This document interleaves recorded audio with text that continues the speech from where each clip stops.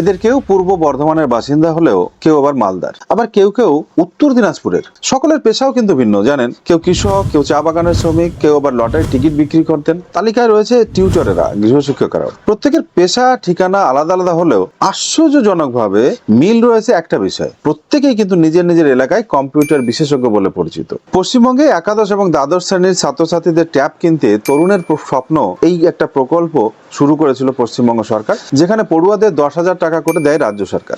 School কর্তৃপক্ষ তারা পড়ুয়াদের নাম সহ ব্যাংক অ্যাকাউন্টের নম্বর তালিকা শিক্ষা দপ্তরে পাঠায়, সেই মতো পড়ুয়াদের অ্যাকাউন্টে টাকা জমা হয় শিক্ষা দপ্তর থেকে সরাসরি। সম্প্রতি অভিযোগ উঠতে শুরু করে যে বহু পড়ুয়া তাদের ব্যাংক অ্যাকাউন্টে সেই টাকা জমা তো পড়েইনি, এবং খোঁজ করে যখন দেখা যায় যে পড়ুয়াদের টাকা অন্য কোনো ব্যাংক অ্যাকাউন্টে চলে গেছে। শুধু তাই নয়, সেই টাকা তুলেও নেওয়া হয়েছে। কিভাবে এই জালিয়াতি হলো সেই তদন্তে নেমে তদন্তকারী অফিসাররা যেটা জানাচ্ছেন, সেক্ষেত্রে অবাক হওয়ার মতো তথ্য বেরিয়ে আসছে। অধিকাংশ ক্ষেত্রেই জালিয়াতি হয়েছে বিভিন্ন সাইবার ক্যাফে থেকে। সাইবার ক্যাফের মালিকদের সঙ্গে কাজের সূত্রে স্থানীয় স্কুলগুলির যোগাযোগ কিন্তু নতুন নয়। সেই যোগাযোগের সূত্র ধরেই বিভিন্ন স্কুলের লগ ইন ক্রেডেন্সিয়াল, মূলত স্কুলের যে ইউজার নেম এবং পাসওয়ার্ড হয় সেটাকেই ইউজার ক্রেডেন্সিয়াল বলছি আমরা, সেই লগ ইন ক্রেডেন্সিয়াল তাদের কাছে থেকে যায়, রেখে দেয় স্কুলগুলো। সেক্ষেত্রে স্কুলের লগ ইন ক্রেডেন্সিয়াল ব্যবহার করে পড়ুয়াদের ব্যাংক অ্যাকাউন্টের নম্বর বদলে দেওয়া সম্ভব হতে পারে, বা দেওয়া হয়েছে এইভাবে। আর কিছু ক্ষেত্রে সিস্টেম জেনারেটেড সমস্যার কারণে অ্যাকাউন্ট নম্বরে বদলানো যায়নি, এবং সেক্ষেত্রে কি করেছে এরা, সেক্ষেত্রে আইএফএসসির কোড যেটা হয় ব্যাংকের, সেই কোডটাকে বদলে দিয়েছে, যার ফলে অ্যাকাউন্ট নম্বরে 1 থাকলেও টাকা চলে গেছে কিন্তু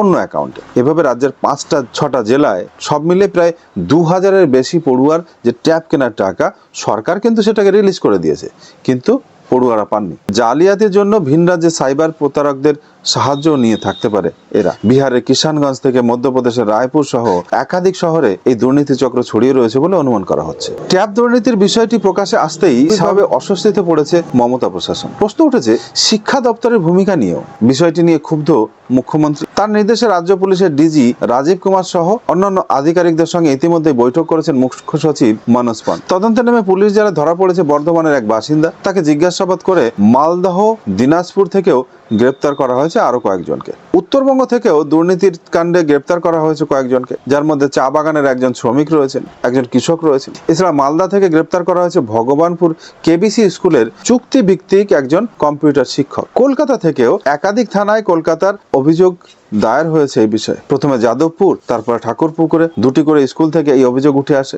গত বুধবার রাতে জানা যায় আরো 3টে নতুন অভিযোগ দায়ের হয়েছে কলকাতায়। ওয়াটারগঞ্জ থানা, মানিকতলা থানা, বেনিয়াপুকুর থানায় অভিযোগ জমা পড়েছে। এই নিয়ে কলকাতায় মোট 6টা থানায় অভিযোগ দায়ের হয়েছে, যার মধ্যে যাদবপুর থানায় হয়েছে 12টা, ঠাকুরপুকুর থানায় হয়েছে 31টা, কসবা থানায় হয়েছে 10টা, ওয়াটারগঞ্জ থানায় হয়েছে 2টো, মানিকতলা থানায় 2টি এবং বেনিয়াপুকুর থানায় 5টা অভিযোগ জমা পড়েছে। ট্যাব দুর্নীতির জন্য রাজ্য প্রশাসনকে কাঠগড়ায় তুলেছে বঙ্গীয় শিক্ষক এবং শিক্ষাকর্মী সমিতি। সংগঠনের সাধারণ সম্পাদক স্বপন মণ্ডলের কথায়, এত সংখ্যক ফেল ট্রানজাকশন এটা হয় কি করে সেটা খতিয়ে দেখা দরকার অবশ্যই। এর জন্য তো স্কুল বা জেলা স্কুল পরিদর্শককে সরকার দায়ী করতে পারেন না সরাসরি। এর জন্য দায়ী অর্থ দপ্তর এবং শিক্ষা দপ্তর।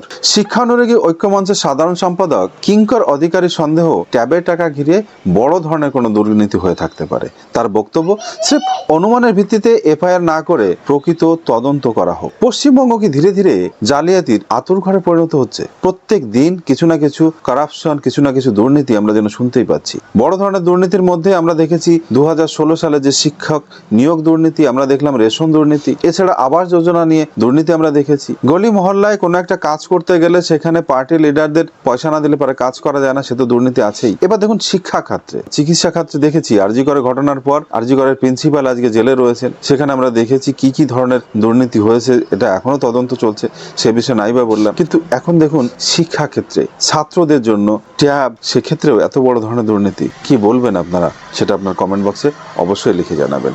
দেখা হচ্ছে পরবর্তীতে অন্য কোনো ভিডিওতে। ততক্ষণ পর্যন্ত ভালো থাকবেন, সুস্থ থাকবেন এবং ভালো ভাববেন। দুর্নীতি থেকে দূরে থাকার চেষ্টা করবেন, দুর্নীতিকে উজাগর করার চেষ্টা করবেন।